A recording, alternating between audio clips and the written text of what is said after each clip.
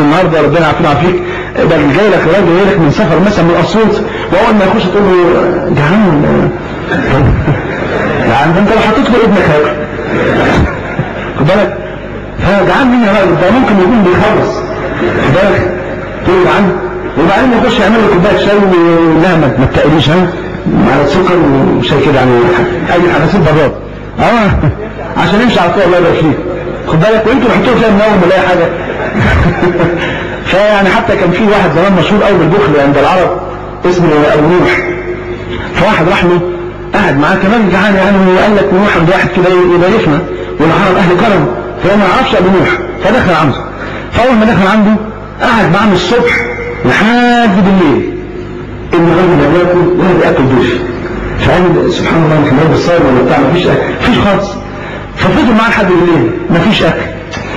في الاخر قال له يا ابو نوح والله ان الموت اصبح قريبا مني، خلاص قربت اموت من الجوع.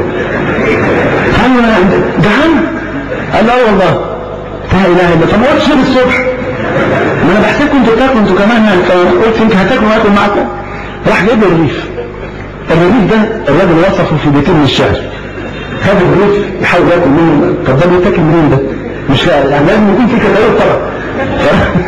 راجل يبص مش مفيش، فقال يجوع ضيف ابي نوح بكرة وعشية، اجاع بطني حتى وجدت طعم المنية اللي هو الموت، فجاءني برغيف قد ادرك الجاهلية فاخذت الفأس كي اكسر منه شظية، ما ده ما يكسرش منه بالفأس، قلت اكسر حتة حتى نبل كده لما ولا حاجة، فاخذت الفأس كي اكسر منه شظية، ثلم الفأس وشج رأسي وانكسرت مني الثرية. كل ده راح ضحية الرغيف، خد بالك، ربنا يعافينا ويعافيك. يعني زي برضه اخ كان عازم اخ، يعني مش عازمه، لا هو كان قاعد بياكل، فجأة طرق الباب، فالمهم دخل عليه اخ يا فاضل كده، فالتاني طبعا كان بياكل، مش معقول ده جاله ضيف برضه راجل كريم يعني، اتفضل يا اخي، قال له والله العظيم على الاخر بطني مفيش لا اجد له مسلكه. قال له اخي بارك الله فيك يا اخي، اكبر الزاد ربنا يحفظك، يعني بدل ما اقعد اكل لوحدي كده وتقعد تنقع عليه، يعني اتفضل ربنا يبارك فيك. قال له والله العظيم لا اجد له مسلكه، لسه واكل الان وقايم على الاكل ده. قال له طب بس سلمني كده، انزل ازأز معاك.